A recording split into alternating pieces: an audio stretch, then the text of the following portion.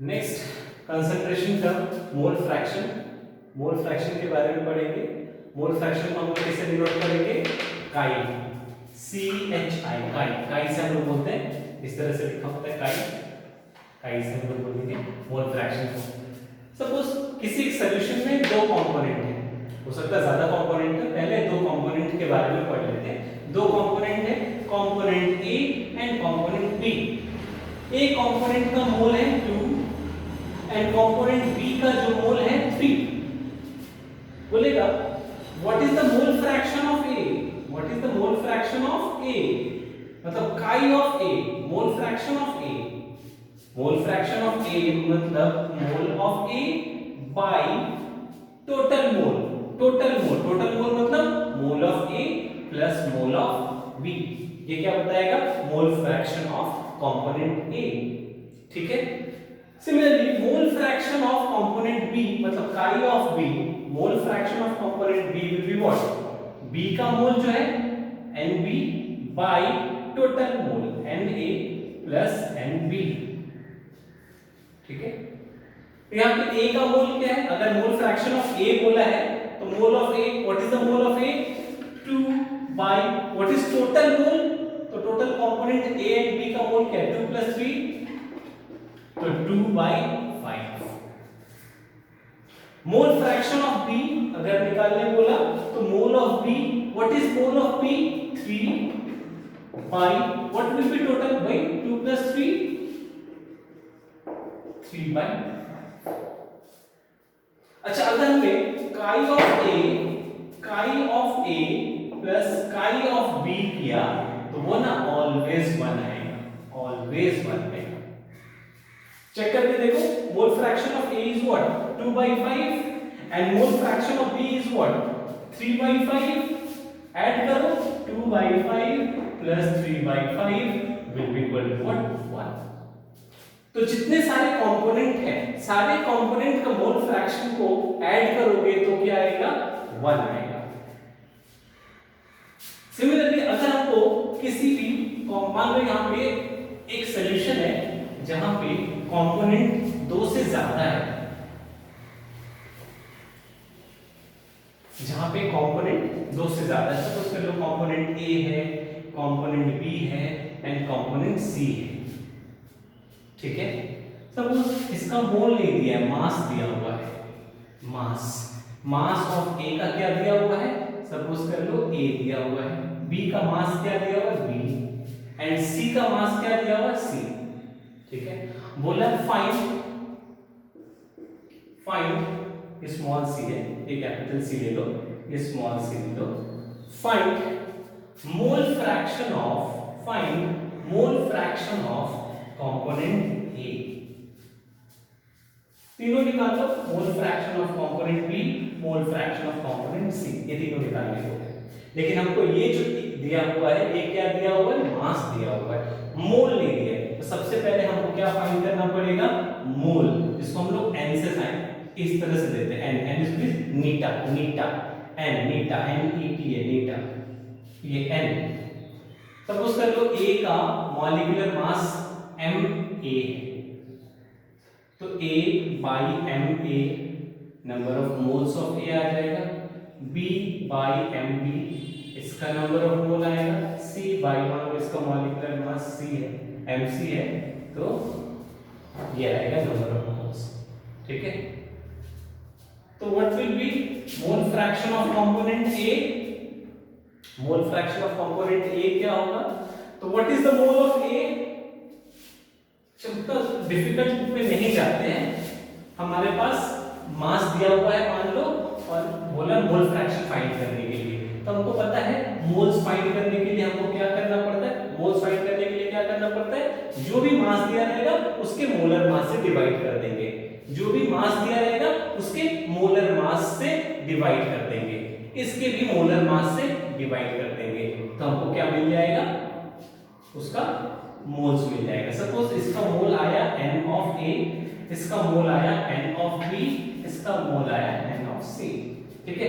तो what will be the mole fraction of component A? क्या बोलेंगे? Mole fraction of component A, mole fraction of component A will be A का mole by total का mole Na plus Nb plus Nc।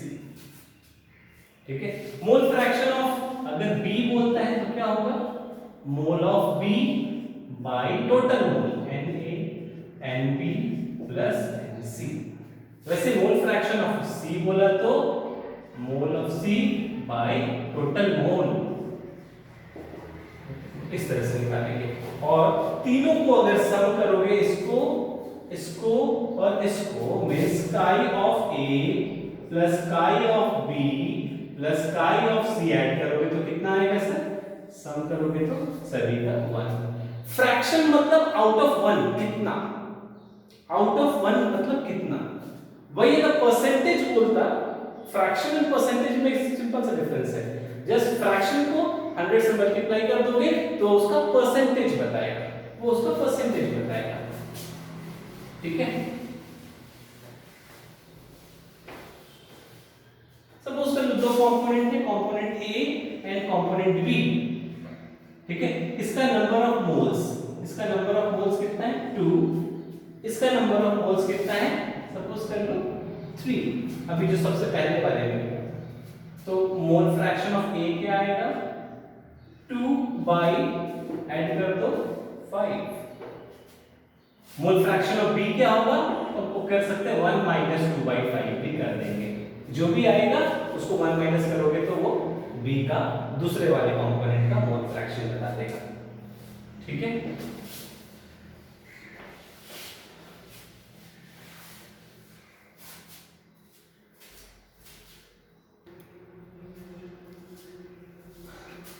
चलो students इस question को करो, solve करो, video को पॉज करो और खुद से ट्राई करो इसको। मोल फ्रैक्शन ऑफ बेंजीन निकालना है, benzene in solution containing 30% by mass in CCl4। मतलब बेंजीन कार्बन टेट्राक्लोराइड है, ये एक सॉल्यूशन है जहां पे कौन कौन है, बेंजीन मिला हुआ है, CCl4 में मिला हुआ है। This is solute and this is solvent.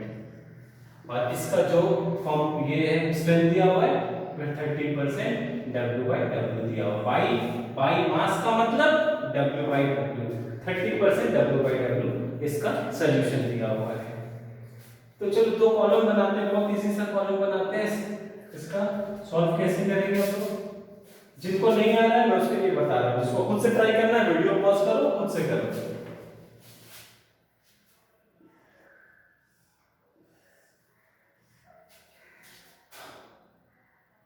ये 30% W/W का मतलब 30% बाय मास का मतलब यहाँ पे 30 ग्राम बेंजीन है and in 30 gram benzene in 100 gram solution.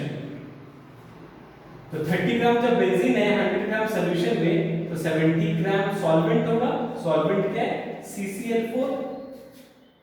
ठीक है, 30 ग्राम 100 ग्राम सॉल्यूशन में है, अगर 30 ग्राम बेंजीन 100 ग्राम सॉल्यूशन में है तो हम लोग बोल सकते हैं 30 gram of benzene is present in 100 gram of solution, या फिर 30 gram of benzene is present in 100 से माइनस कर दिया 70 ग्राम ऑफ कार्बन टेट्राक्लोराइड। ठीक है, तो इसका हमने मास निकाल लिया, मास कितना आया 30 ग्राम, इसका कितना आया 70 ग्राम। ठीक है, 30 ग्राम और इसका कितना आया 70 ग्राम।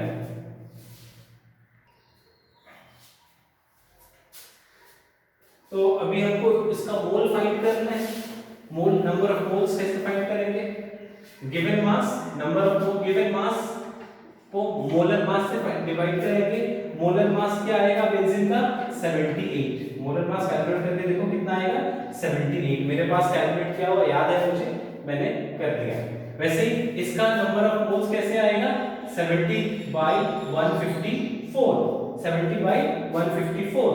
ये इसका मोलर मास निकालना तो आता ही होगा ना, C6H6 का 6 × 12 प्लस 6 × 1 हाइड्रोजन। एक्चुअली 1.008 को करते हैं हाइड्रोजन को, बट हमने 1 ही पकड़ा है।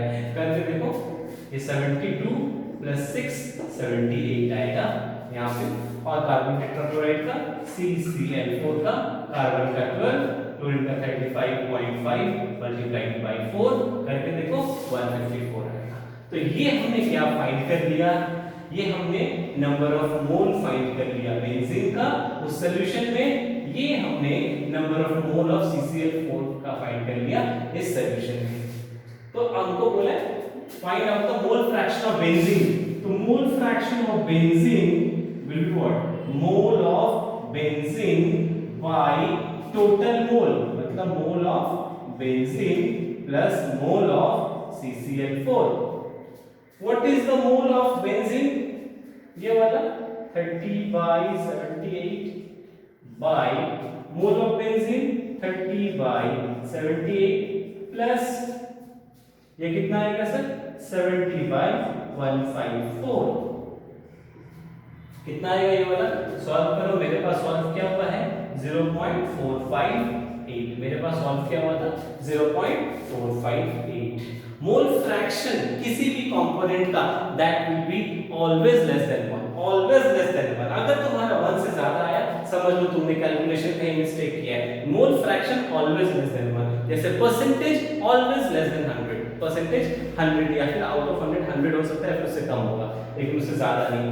दैट्स व्हाई मोल फ्रैक्शन किसी कंपोनेंट का 1 से कम ही होगा, 0.400। इस तरह से मोल फ्रैक्शन हमने फाइंड किया।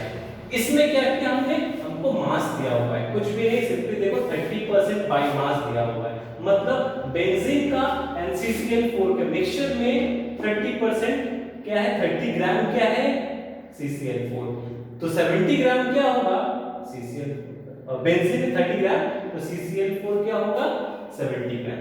तो हमको मास दिया हुआ है बट मोल फ्रैक्शन पूछ रहा है यहाँ पे, तो मोल फ्रैक्शन के लिए हमने इसको पहले मोल में चेंज कर लिया, मास और इसका मोलर मास, इसका मास बाय इसका मोलर मास, मॉलिक्यूलर मास जो भी हो करके हमने दोनों का नंबर ऑफ मोल्स फाइंड कर लिया। मोल ऑफ बेंजीन के लिए क्या करना पड़ेगा, फॉर्मूला लिख लो, ऊपर में बेंजीन का मोल और नीचे में टोटल मोल आएगा।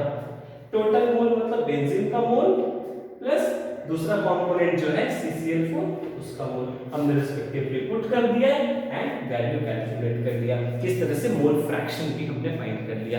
ये मोल फ्रैक्शन का जो यूनिट है this will be temperature independent, क्यों, बिकॉज़ ये जो रेशियो है ऑलवेज मास का ही रेशियो है, नंबर ऑफ मोल्स मतलब क्या मास का रेशियो है।